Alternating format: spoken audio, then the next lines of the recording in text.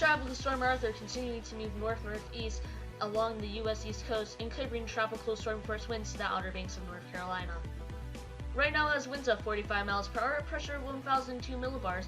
Its movement is north-northeast at 9 miles per hour, and this is CDPS Stage 1.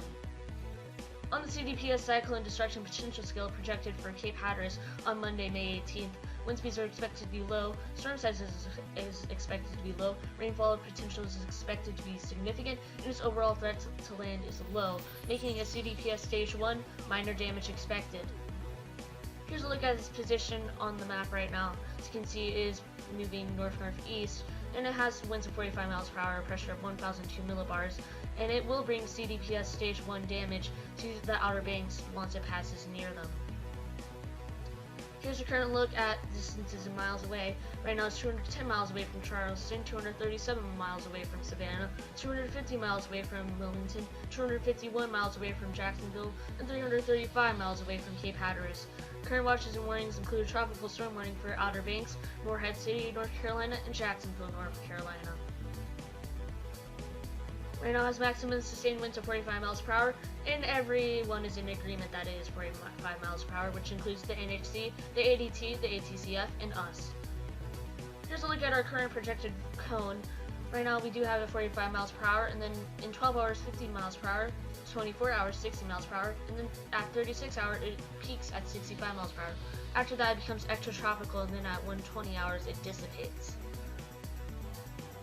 Here's a look at the rainfall forecast. As you can see, there is some substantial amounts of rain for the Outer Banks and the coast of North Carolina as it moves directly through it, as shown in the GFS model, and after that it just gets sheared to death.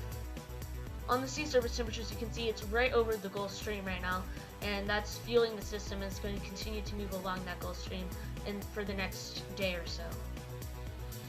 Just look at the wind forecast. You can see tropical storm force winds throughout the Outer Banks and parts of the North Carolina coast, but that's because the GFS shows a direct landfall in North Carolina.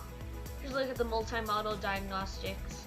Right now, most models are all in agreement between 60 and 65 miles per hour at its peak.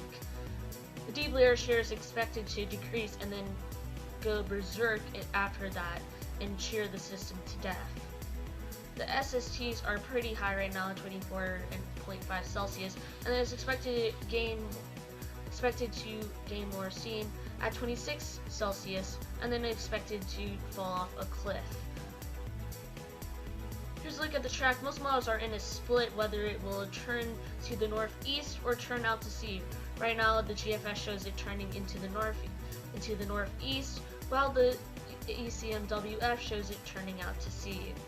Here's a look at what the IR shows right now. You can see an exposed center, but some convection is trying to cover it right now, and it is just a messy system at this moment.